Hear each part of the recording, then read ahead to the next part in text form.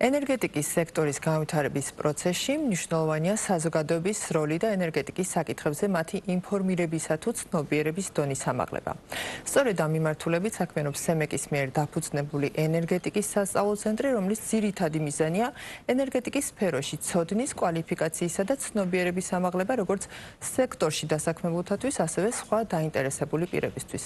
რა უნდა იცოდეს საზოგადოებამ ენერგეტიკის შესახებ და რა პროექტებს ახორციელებს ენერგეტიკის სასწავლო ცენტრი, ვისაუბრებთ გადაცემის სტუმართან, ენერგეტიკის სასწავლო ცენტრის დირექტორის მოადგილესთან, ნუგზარ ბერძესთან ერთად. ბატონ ნუგზარ, მოგესალმებით. მადლობა, რომ ხართ ჩვენი გადაცემის სტუმარი და პირველი კითხვა აუცილებლად შეეხება იმას, თუ რა უნდა იცოდეს საზოგადოებამ ენერგეტიკის შესახებ, თქვენ როგორც ენერგეტიკოსი, ენერგეტიკის სექტორში მრავალწლიანი გამოცდილების მქონე პირი, საკმაოდ კარგად ფლობთ იმ ინფორმაციას, თუ რა იცის საზოგადოებამ ენერგეტიკის შესახებ და ზოგადად აი როგორც ცენტრის ხელმძღვანელი პირი, როგორ შეაფასებდით, რამდენად ხელშემწყობი პროგრამები ხორციელდება ენერგეტიკის სასწავლო ცენტრის მიერ, სწორედაც საზოგადოების ცნობიერების ამაღლების კუთხით. მადლობა კეთი, მადლობა მოწვევისათვის. პირველ რიგში მე მინდა შევეხო ასე ვთქვათ ენერგეტიკის სასწავლო ცენტრის დაარსების მიზანდასახულობას, რა თქმა უნდა, ერთ-ერთი უმთავრესი იყო საზოგადოების ცნობიერების ამაღლება სხვა საკითხებთან ერთად, მაგრამ მოდით ამ საკითხზე დავკონცენტრირდეთ. შეიძლება ითქვას, რომ საზოგადოებრივი ცნობიერება ეს არის საკმაოდ რთული პროცესი და სისტემა და აუცილებელია გარკვეული სისტემატიზირებული ცოდნის მიწოდება საზოგადოებისათვის. რა თქმა უნდა, არის ძალიან ბევრი პრობლემური საკითხები, როგორც არის ტარიფები დაუშვათ, როგორც არის ჰესების მშენებლობა და შემდეგ, თუმცა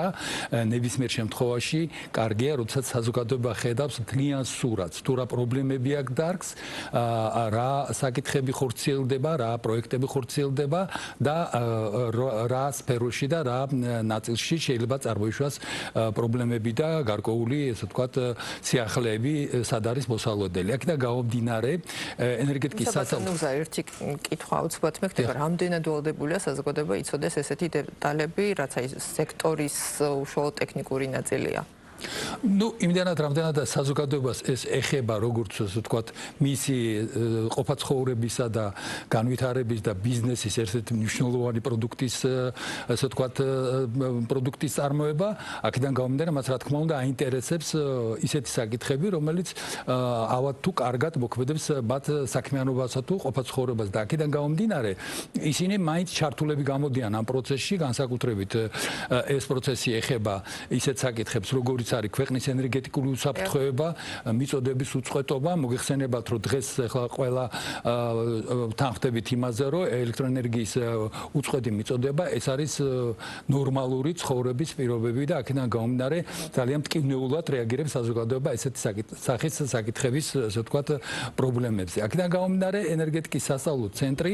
ამ კუთხით ძალიან ფართე, ასე ვთქვათ, სპექტრის სამუშაოებს აწარმოებს. ეს არის პირველ რიგში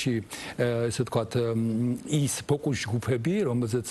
არის ძირითადი აქცენტები გაკეთებული და მინდა ვთქვა, რომ ეს არის პირველ რიგში ჩვენი ახალგაზრდები, ჩვენი მოსწავლე ახალგაზრდები და ამთავრებელი კლასის მოსწავლეები, რომლებიც ირჩევენ თავისი ცხოვრების გზას, თავის სპეციალობას და ამავე დროს ისინი არიან შემდგომში ამ საკითხების, ასე ვთქვათ, აქტუალობის ერთ-ერთი ძირითადი ობიექტი. აქედან გამომდინარე, ჩვენ პირველ რიგში სწორედ აქეთ წარმართეთ ჩვენ პროექტები ხორციელდება, ეს არის რაიმე ესე თქვა ჩართულობა სკოლის სასწავლო პროცესში თუ დამატებითი პროექტებია შეთავაზებული მათთვის, რომელშიც შეუძლიათ ხო, მენიუ ძალიან ფართია, შეიძლება ითქვას, მენიუ ძალიან ფართია. პირველ რიგში ეს არის, რა თქმა უნდა, ისეთი პროგრამები, რომელშიც ერთჯერადად არ ხდება მათთან კონტაქტი და მათგან უკავშირის მოსმენა. ეს არის, რა თქმა უნდა, ისეთი პროექტი, როგორც არის მაგალითად ენერგეტიკა დაბადებიდან დღემდე, ეს პროექტი უკვე მესამე წელია ხორციელდება, მოიცავს საკმაოდ ფართე სპექტრს და პირველ რიგში ეს განხორციელდა მცხეთის რაიონში, მცხეთის მუნიციპალიტეტში, შემდგომ კახეთის ორი მუნიციპალიტეტი მოიცვა, ეხლა კონცენტრირებული ვართ სამეგრელოს ორ მუნიციპალიტეტზე და დაახლოებით ფარგლებში რა ტიპის ინფორმაციას აწოდებთ? პირველ რიგში ვსწავლობთ მათ დაინტერესებას ენერგეტიკით და ვცდილობთ, რომ მათ ინტერესი გაუღვიოთ ამ სპეციალობის მიმართ ვაწვდით საბაზისო ცოდნას ენერგიის წარმოების, მისი განაწილების და გადაცემის საკითხებთან დაკავშირებით, ესე ვთქვათ, ვახალისებთ მათში კრეატიულ, ასე ვთქვათ, ქმედებებს, ვიღებთ მათგან გარკვეულ პროექტებს, ვაფასებთ ამ პროექტებს, ვავლენთ გამარჯვებულებს, შემდგომ, ასე ვთქვათ, ვახალისებს და ვაჯილდოებთ გამარჯვებულებს. როგორ ხდება მოსწავლეების შერჩევა? ეს თქვენ მიდიხართ კონკრეტულ სკოლაში, თუ ისინი გიკავშირდებიან, აი რის საფუძველზე ახდენთ შერჩევას? ნუ ამ შემთხვევაში ძალიან აქტიურად თანამშრომლობთ, ასე ვთქვათ, რესურს ცენტრებთან, ნუ განათლების სამინისტროსთან დავისწავად, რესურს ცენტრებთან, ვარჩევთ დაახლოებით 10 სკოლას თითოეული მუნიციპალიტეტის მიხედვით, შემდგომ კრიბავთ ბავშვებს მუნიციპალიტეტების მიხედვით, ვაძლევთ დავალებას, შეიძლება ასე ითქვას, და ამის შემდგომ ვიღებთ მათგან გარკვეულ პროექტებს, რომელსაც ვაფასებთ. და შემდგომ არის კიდევ უფრო საინტერესო მომენტები, როგორც არის საზაფხულო სკოლა, სადაც ძალიან გამოცდილი სპეციალისტები, მათ შორის მარეგულირებლიდან უტარებენ სხვა აქტუალურ საკითხებს, მათ შორის ენერგიის წარმოების თვალსაზრისით გამოყენებულ სხვადასხვა ვთქვათ რესურსებსა თუ ტექნოლოგიებზე ლექციებს, შემდგომ ბავშვები ამზადებენ პროექტებს და საბოლოო ჯამში ეს ყველაფერი მთავრდება იმით, რომ ჩვენ გარკვეულ კონტინგენტიდან უკვე გვაქვს სერიოზული დაინტერესება აი ამ სპეციალობით და მოგეხსენებათ ქვეყანაში ძირითადი რესურსი არის განახლებადი რესურსი და ძალიან საკმაოდ დიდი დეფიციტი არის სპეციალისტებზე და ახალგაზრდების წახალისება ამ კუთხით არის ძალიან მნიშვნელოვანი მათი ცნობიერების ზრდასთან ერთად. ძალიან კარგი, საინტერესო პროექტებია და გარდა ამ პროექტებისა, რასაც გავეცანი თქვენი ცენტრის ვებგვერდზე, ეს არის სხვადასხვა სასწავლო კურსები, მათ შორის მელიორაციის სასწავლო კურსი ჩატარდა, ეხლა მიმდინარეობს რეგისტრაცია კიდევ ელექტროენერგეტიკის სექტორში ერთ-ერთ ძალიან საინტერესო სასწავლო კურსზე. ვისთვის არის ეს კურსები გათვლილი და კონკრეტულად რა თემებს აწოდებთ, რატომ უნდა ირჩიოს მსმენელმა ენერგეტიკის სასწავლო ცენტრის მიერ შეთავაზებული სასწავლო კურსები და არა მაგალითად სხვა ასე ვთქვათ ცენტრის მიერ შეთავაზებული კურსები, რომელიც ენერგეტიკის მიმართულებით აძლევს მათ ცოდნასა და ინფორმაციას. მინდა გითხრათ, რომ ენერგეტიკის სასწავლო ცენტრი არ არის კლასიკური საგანმანათლებლო დაწესებულება, რომელსაც აქვს თავისი, ასე ვთქვათ, დალაგებული პროგრამა და ამ პროგრამით წლიდან წლამდე მივყვებით საკითხებს. ჩვენ ძირითადად ვარჩევთ პრობლემურ თემებს, რომელიც ძალიან მნიშვნელოვანია სექტორისათვის და ამ პრობლემურ თემებზე ვამზადებთ შესაბამის ტრენინგებს, აუცილებლად ჩართული ყავს როგორც მარეგულირებელი კომისიის, ასევე სექტორის მოწინავე სპეციალისტები, რომელიც არიან პრაქტიკოსები და თეორეტიკოსები და ამ თვალსაზრისით ვთავაზობთ ჩვენს ახალგაზრდა სპეციალისტებს, პირველ რიგში რა თქმა უნდა რეგულირებადი კომპანიებიდან, ასევე მარეგულირებელი კომისიის ახალგაზრდა სპეციალისტებს, ასევე ყველა დაინტერესებულ პირებს, მათ შორის აკადემიური წრეებიდან იგულისხმება მაგისტრანტები, დოქტორანტები, ბაკალავრიატის სტუდენტები, ასევე საზოგადოების სხვა არასამთავრობო ასე ვთქვათ ორგანიზაციების წარმომადგენლებს, ვისაც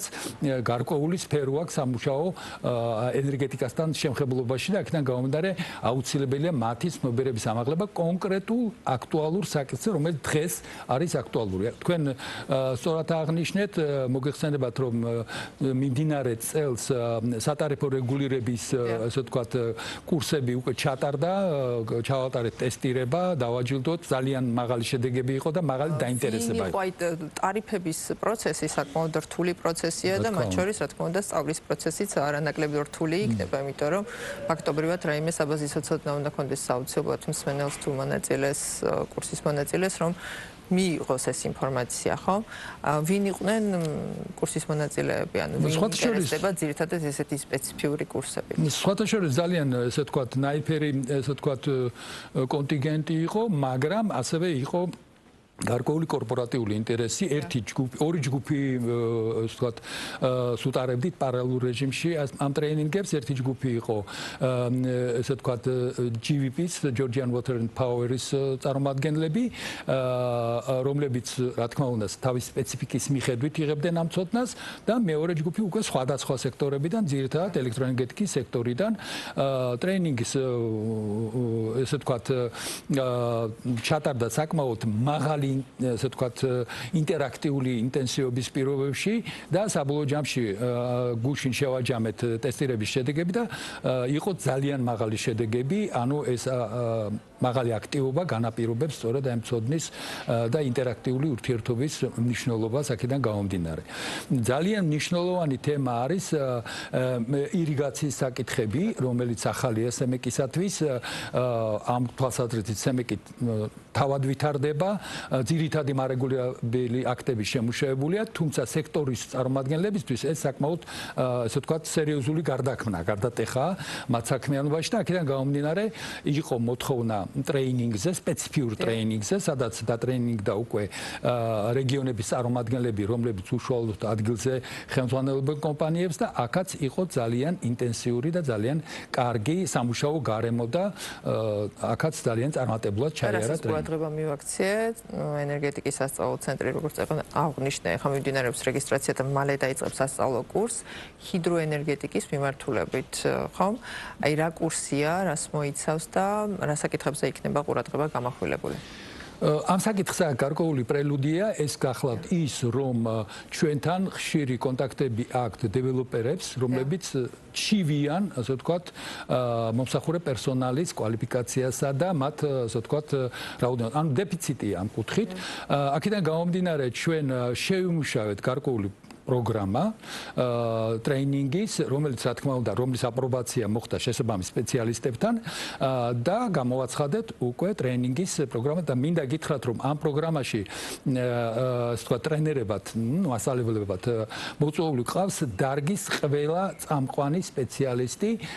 კონკრეტული მიმართულებებით. მათ შორის დისპეჩერიზაციის მიმართულებით, მათ შორის ჰიდროენერგეტიკის მიმართულებით, მზის სადგურების მიმართულებით, ქარის სადგურების მიმართულებით, ქსელის ოპერატორებიდან და მათი ურთიერთობა უშუალოდ ელექტროსადგურების ოპერატორებთან, აღრიცხვა, დარიცხვის საკითხები და მოკლედ მთელი სპექტრი საკითხებისა, რომელიც აუცილებელია კონკრეტული სადგურის ოპერატორებს. მოგეხსენებათ, რომ დღეს ძალიან მაღალი ინტენსივობაა ქარისა და მზის სადგურის, ასე ვთქვათ, მშენებლობის, ასე ვთქვათ, ბევრი პროექტია ძალიან, ასობით თუ ათასობით არა და აქედან გამომდინარე სპეციალისტების დეფიციტი აუცილებლად საჭიროა, რომ ასე ვთქვათ, კონკრეტულად ჩვენ ამაზე რეაქცია გავაკეთოთ და იმედი გვაქვს, რომ ეს იქნება